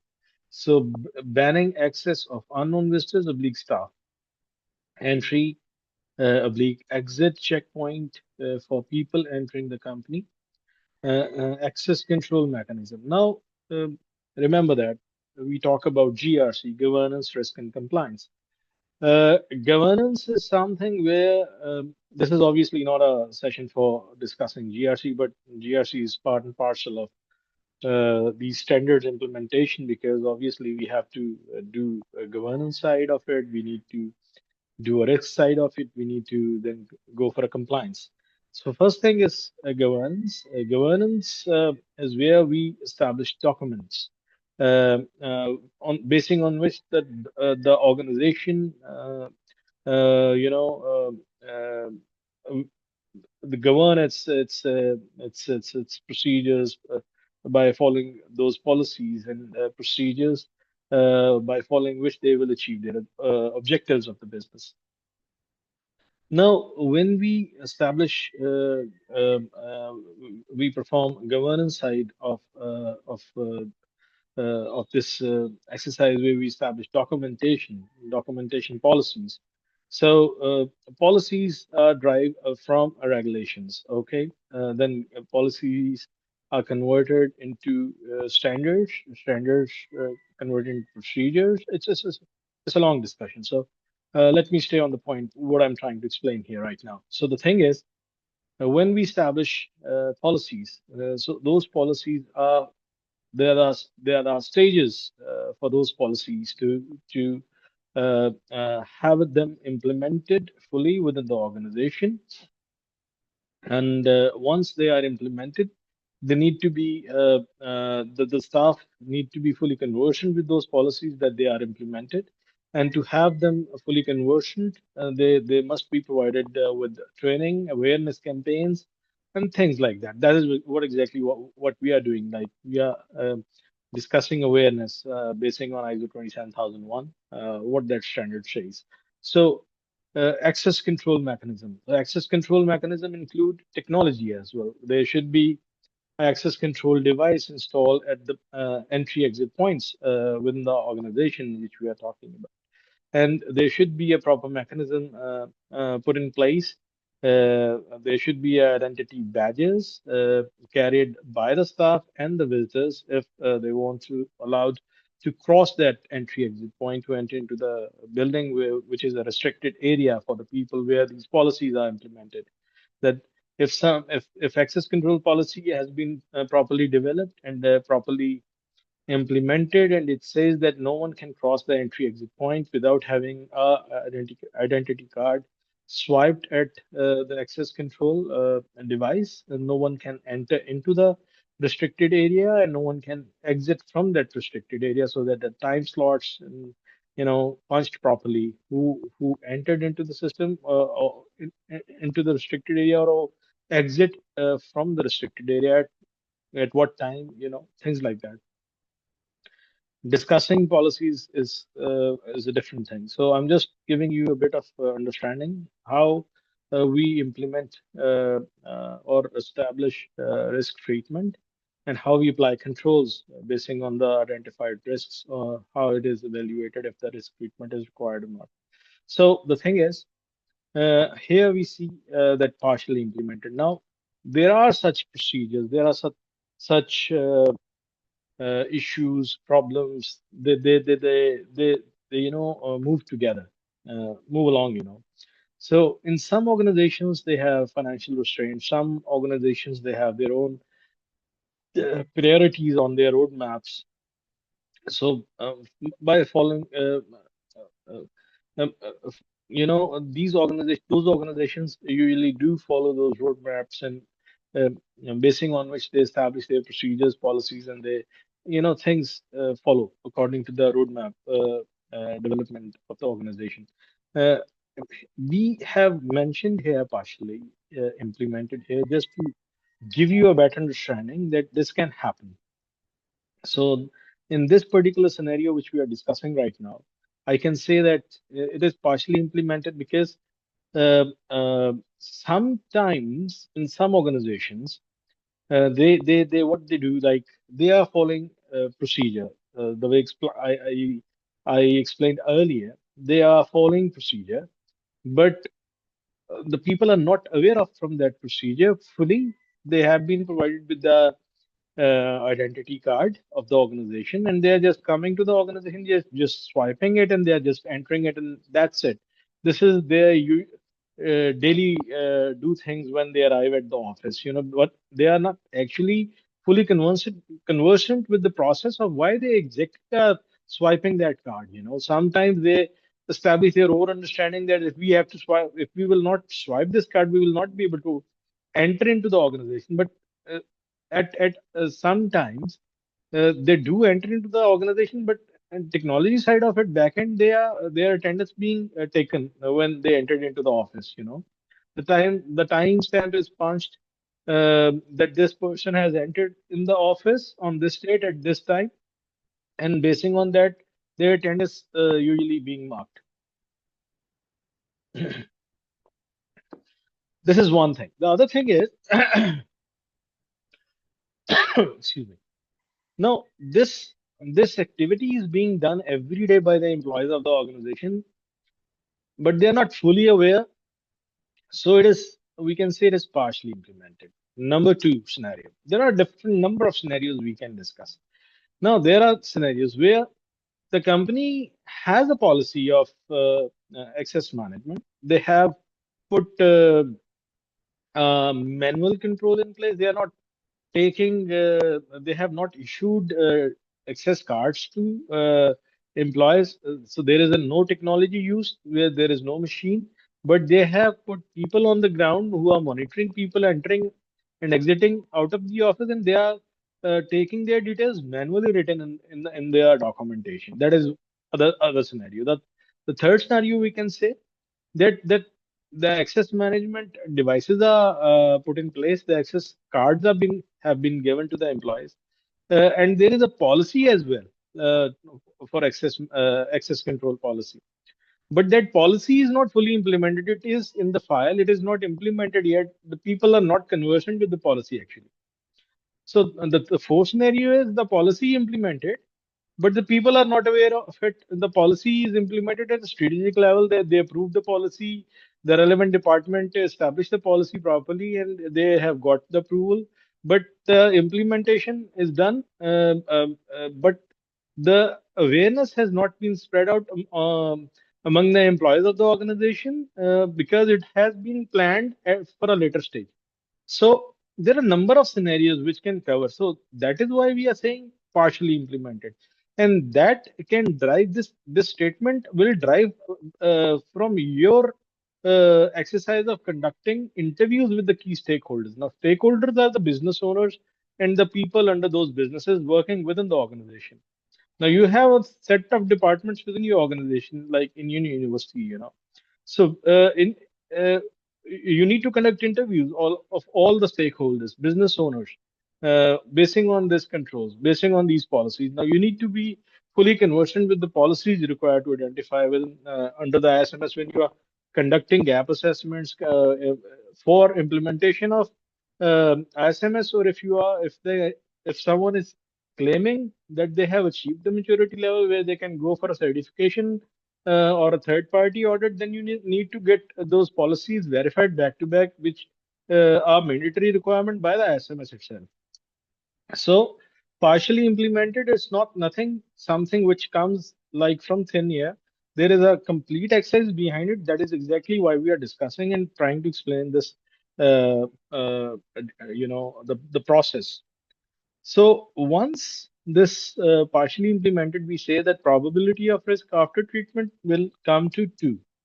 Now, this 2 will again will come here following certain procedures and practices by conducting an audit to ascertain that you are performing a risk assessment as per the ISMS or ISO 27001, and you have checked the policy and you have interviewed the people or stakeholders, and you come to the conclusion that it is not fully implemented because of certain such and such reasons, and you can say it is a partially implemented, and the probability of the risk after treatment will remain 2, not 1.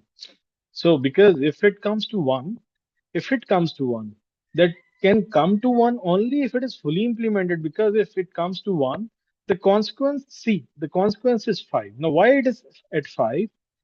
Because if it does happen, if this incident does happen, the consequence remain 5, because you can again read this: unauthorized access to confidential documents. Now, if it still if it remains, the probability comes to 1 after full implementation. The consequence remain will be at level 5. The consequence remain at extreme level, because if it does happen, it will impact badly on the organization. You have to put a control to stop it, but if it happens, it will disrupt the business operation or a business to perform its procedures to achieve the objectives for the business. So residual risk, then you again probability and consequence. Remember, risk is probability into consequence. So again, you are multiplying 2 into 5, it comes to 10. The residual risk remain 10, comes to 10. So still, then again, you need to refer to the risk criteria. So 6 to 10 is low, but not acceptable, and treatment is required. Still, the treatment is required. So since it is partially implemented, and if it's partially implemented, basing on the findings or observations you have made after the audit, you need to get approval of the management that residual risk is still at level 10, and it may disrupt business if the probability come into an action. So management approval is necessary. At number 2, we need to discuss this as well. It is for your understanding. Risk assessment is an integral part of implementation or auditing of ISMS 27001. So it is highly important for you guys to understand risk management, risk assessment process good enough. Now here we have external, internal context again, both. We have threat, virus, we have vulnerability, unpatched systems, not updated systems, old operating systems. Now, this is something vulnerability you have yourself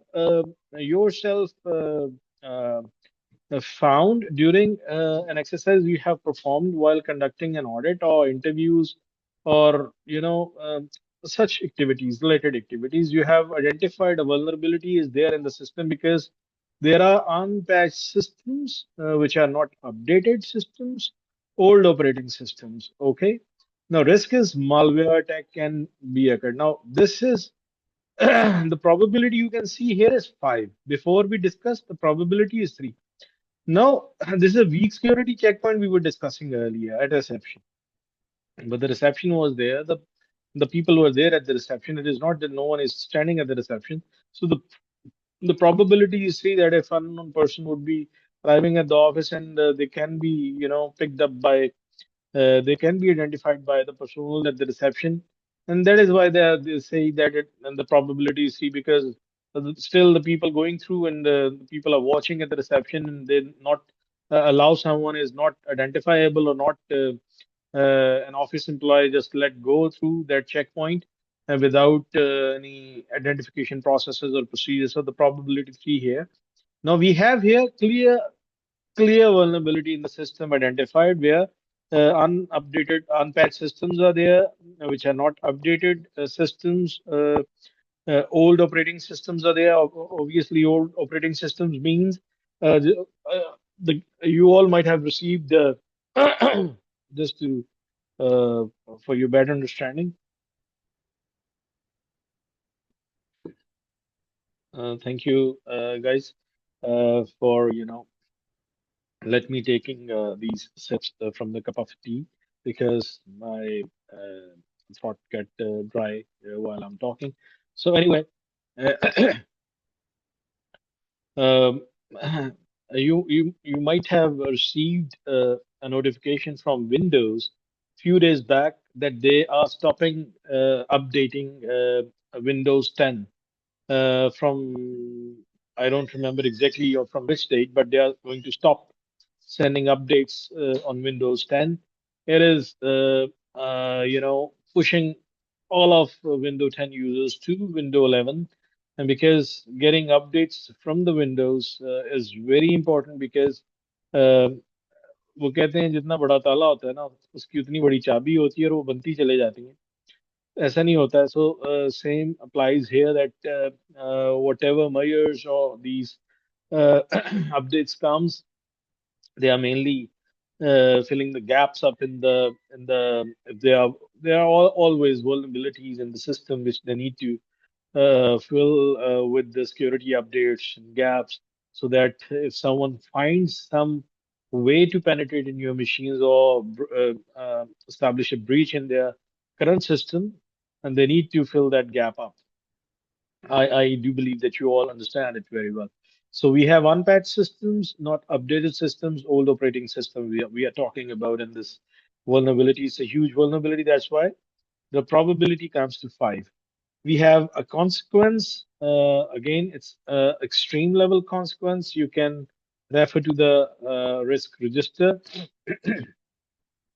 You can see extreme level of probability, extreme level of consequence, and then it comes to 25, extreme, not acceptable, treatment required, yes. So that is why a risk calculation is 25. Again, probability into consequence is equal to risk, and extreme level, not acceptable, risk evaluation to be treated. And we have here treatment apply antivirus programs to control updating the operating systems, timely patching the operating systems. Now, this is something what is fully implemented. Now, again, probability of risk after treatment 2. The consequence of risk after treatment is 2. The residual risk remains at 4. The consequence has been reduced at 2 since it's fully implemented.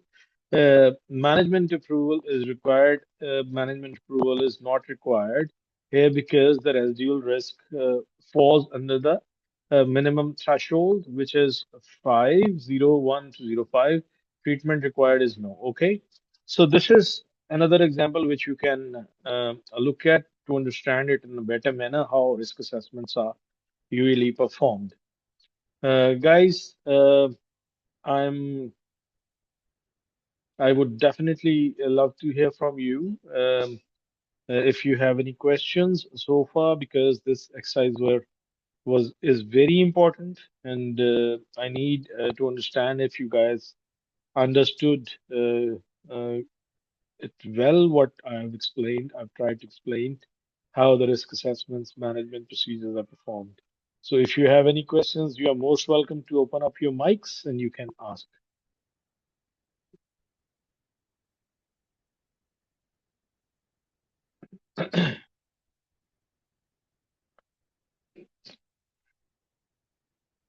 अच्छा बस मुझे ये बता दीजिए आप लोग जाग रहे हैं सो तो नहीं रहे ताकि मैं आगे मूव करूं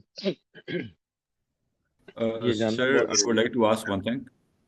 है या शो विकास प्लीज सर, यहाँ पे जो रिस्क असेसमेंट अभी कैरी आउट की गई है, इसको मैं प्रोसेस रिस्क कहूँगा या मैं इसको एसेट बेस्ड रिस्क कहूँगा, क्योंकि इसमें एसेट की कंसिडरेशन मुझे डायरेक्टली उस तरह एग्जिस्ट करती हुई नजर नहीं आई। हाँ देखिए इसमें प्रोसेस भी है और एसेट भी है जहाँ पे ओके। हम दोनों हमने मिसालें दी है ना हम्म। आपको पहली जो मिसाल दी है वो प्रोसेस की दी गई है कि जी। अगर एक रिसेप्शन चेक एरिया है चेक पॉइंट है वहां से अगर कोई गुजर रहा है तो वो प्रोसेस को डिफाइन कर रहा है उसके अंदर एसेट की इन्वॉल्वमेंट भी डिस्कस की हमने हम्म। एक्सेस मैनेजमेंट डिवाइसेस की डिस्कशन की जो टेक्नोलॉजी को पिन पॉइंट कर रही है ठीक है ठीक हो गया। अब वो उसके अंदर एसेट भी इन्वॉल्व हो गया उसके अंदर प्रोसेस भी इन्वॉल्व हो गया जो दूसरा सिस्टम है जो दूसरी हमने मिसाल डिस्कस की है वो तो टोटल एसेट बेस्ड है ना कि सिस्टम्स पड़े हुए जी। हैं अब बिल्कुल। टेक्नोलॉजी है वो अपग्रेड नहीं हो रही है and if is not being upgraded there is a huge vulnerability in the system it can be compromised at any point of time तो वही राइट। उसके अकॉर्डिंगली हमने उसका फिर रिस्क जो वैल्यूएशन एनालिसिस किया है वो भी आपने देखा है I hope I have address your query Vikas sir, इसमें जो मेरी कंसर्न आ रही थी, मैं कहते हैं कि इसमें एसेट या उसकी क्रिटिकलिटी या एसेट की वैल्यू कहीं पे एग्जिस्ट करती हुई नजर नहीं है। That was the reason. बाकी सब इट्स वेरी फाइन। हाँ देखिए मैंने एक्चुअली ये जो रिस्क मैनेजमेंट या रिस्क असेसमेंट प्रोसेस डिफाइन किया है these are for students actually ना अभी Yes. So sorry. ठीक है. This is for. अब मैं let me show you one thing. What you are discussing. Let me show you one thing. Sure. There are a number Yeah. of मैंने Please. I've tried to explain this in the beginning that there are a number of procedures of conducting risk assessments and managing risk managements. Depending on the level of information you're trying to obtain from that exercise. So if we will dive deep into these exercises, the students will may lost in somewhere in oblivion, not be able to cope up with the information which we can discuss. Let me show you something so that you can understand. Or I'm understanding what you are trying to say here. Mhm. Just hold on a minute.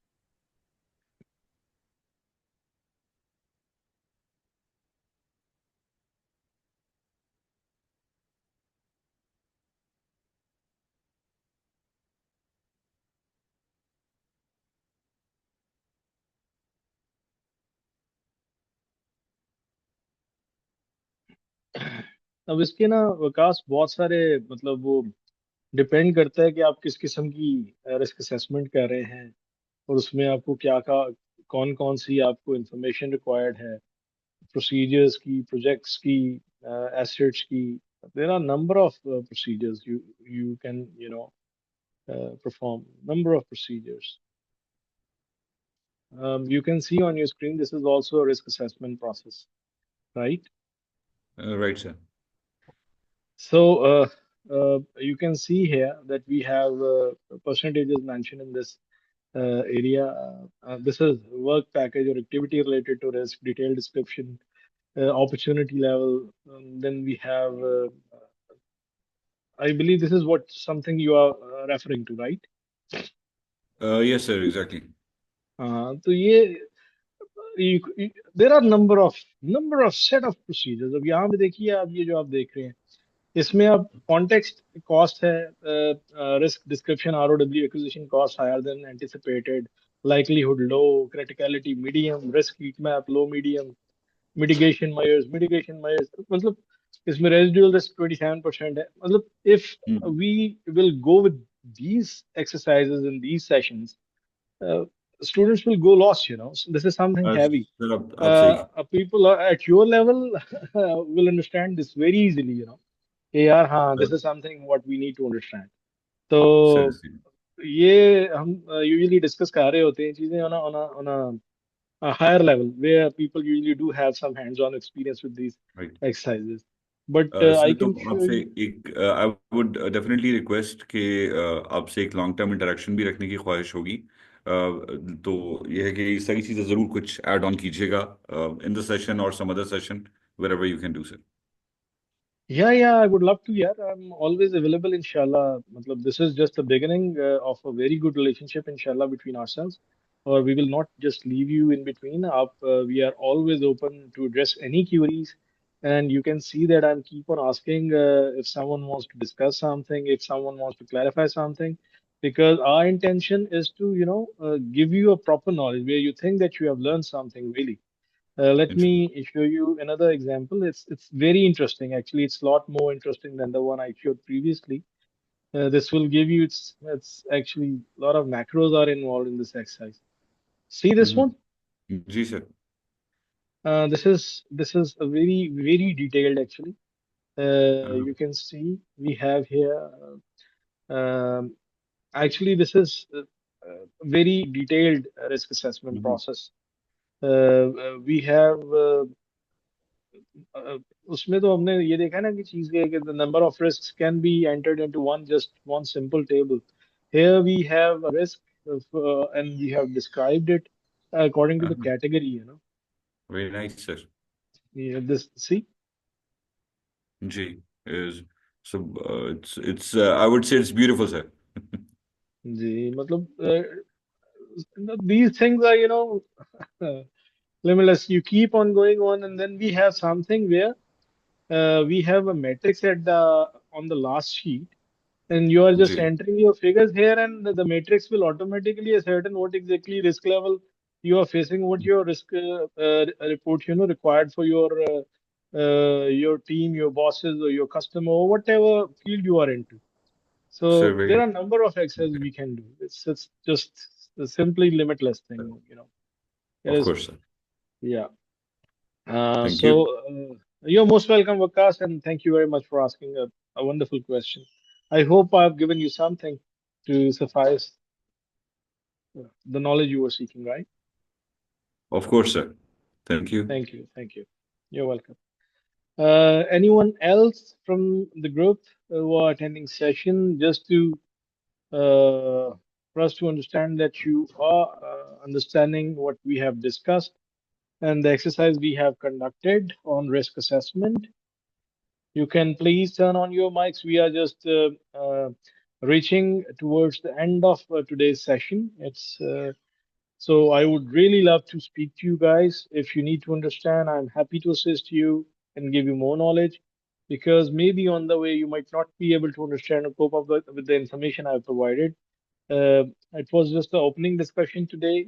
This exercise, which we have done just now, is a crucial part of implementation of ISMS as well as performing audits. So, anything you like to ask, or should we continue? Okay, that's great. So, I believe that you all are good listeners, and you, since you are from cybersecurity background, you are understanding it completely.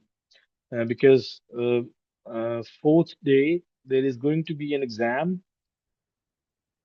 before we conclude the session.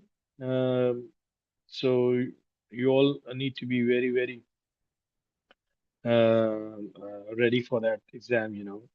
So let's move on. Risk identification, you can see here, as explained in detail during risk assessment process, is something is to identify potential risks that could impact the organization capacity of achieving its objective, where we have risk identification, risk analysis, risk evaluation, and then you need to understand very clearly, and you need to work on it to be able to identify the threats, the vulnerabilities, the risk itself.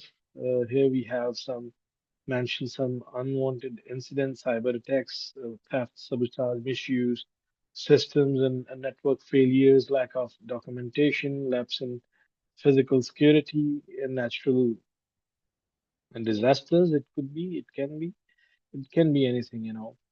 And we have common threats here: unauthorized access, malicious codes, breach of contact, hacking, fire, UPS failure, intellectual property rights, missing configurations. Um, these are just a few common threats, what I have mentioned here for your understanding. Vulnerability is a weakness in the management system that can be exploited by an incident, a threat. For example, default passwords, invalid configurations, etc. So threats and vulnerabilities come from various sources. Threats can be identified easily. Vulnerabilities exist in the system. Threats exploits vulnerabilities. So we have workshop number 3, which we want to share with you guys. Uh, just hold on a moment. Let me share it right away.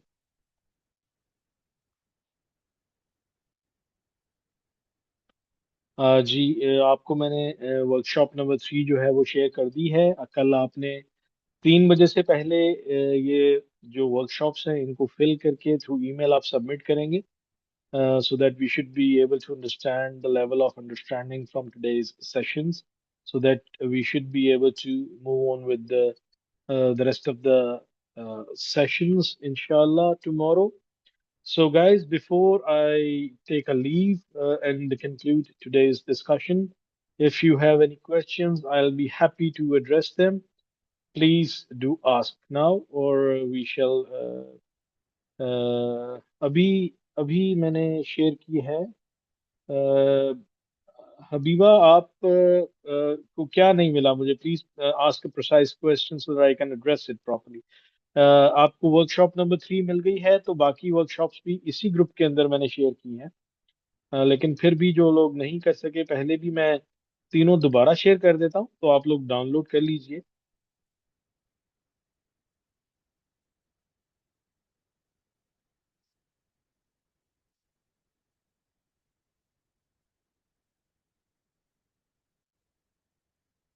जी, मैंने तीनों workshops दोबारा share कर दी हैं chat box के अंदर, आप लोग download कर लीजिए।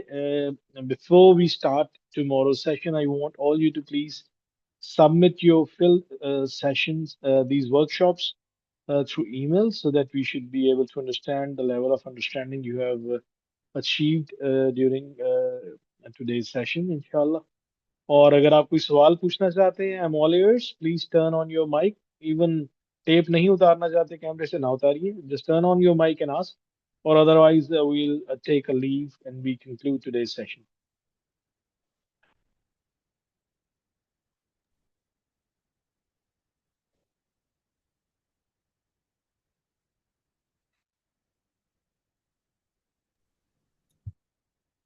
जी, आपने ईमेल करनी है। मैं दोबारा ईमेल एड्रेस डाल रहा हूँ ग्रुप में, आप इस ईमेल एड्रेस के ऊपर ईमेल करेंगे अपनी वर्कशॉप्स को। मैंने ये शेयर कर दिया है ईमेल एड्रेस।